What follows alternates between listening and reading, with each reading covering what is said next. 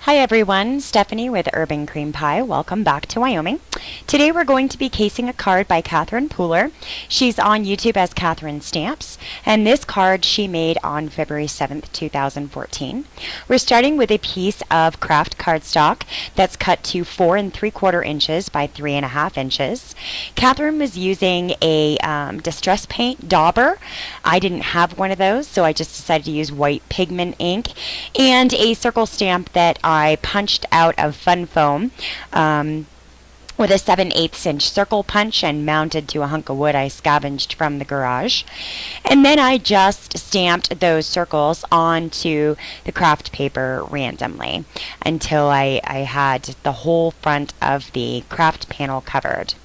The next thing I did was break out a little flower stamp. This is a clear stamp set that I got years ago. I can't remember where it came from or what it's called. I'm using Memento ink in Paris Dusk to stamp these little flowers, and I'm going to stamp a flower kind of over each of the white circles.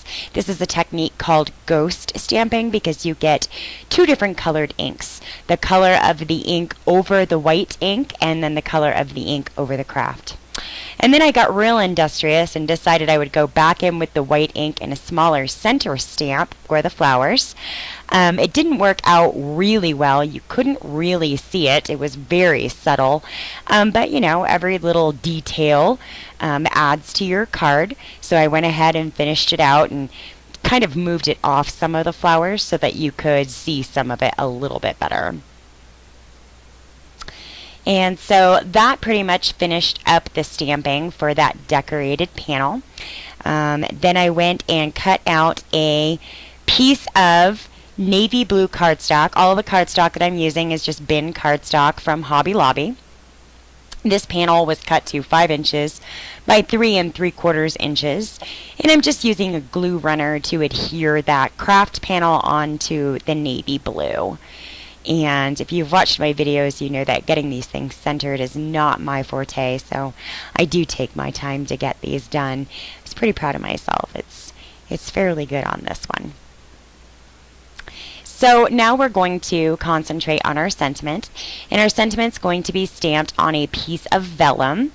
I put that over some navy blue cardstock because it's almost impossible to stamp on vellum on a white surface. And I'm using black StazOn ink, and the reason that I'm using that is because I tried several other inks in black during the practice runs and they all smeared. Really caused me some trauma this afternoon. So I'm just using black StazOn so I know it stays on. And the sentiment that I'm using says, always remember you are unique just like everyone else. I like that one. So because I did suffer all of that trauma, I just went ahead and hit that sentiment with a heat gun until I was sure it was dry.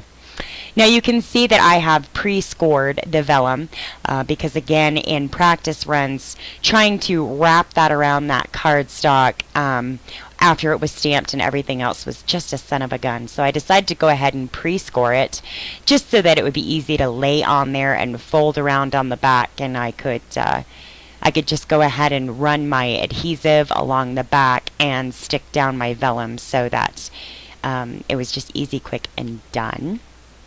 Always better to put adhesive on vellum on the back side of whatever you're doing, because as you can see, that adhesive shows right through that clear vellum cardstock.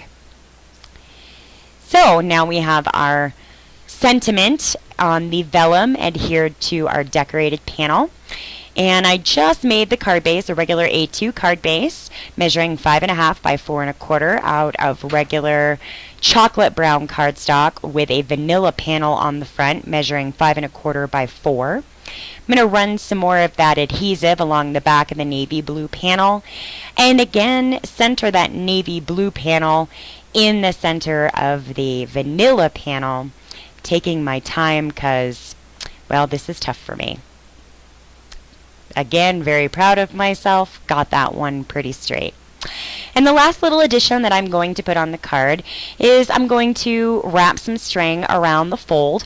I do this around the whole card because I just like the way that it looks. And I'm just using regular DMC embroidery floss. I'm going to wrap that around a few times. Skip that part because it was kind of a fight. I don't know why it was so hard for me today, but it was. I'm just going to pull that up kind of to the top and tie a little bow. And we're skipping a lot of that part too because I had to fight with the string quite a bit to get a bow tied. I'm just having a tough time today. No question. So once I got the little bow tied, I just snipped off the ends. And that pretty much completed this case. Again, this card was made first by Catherine Pooler of CathrineStamps. The video was posted on February 7th, 2014. Thank you very much for coming and hanging out with me today. We appreciate having you here in Wyoming, and we will talk to you again very soon.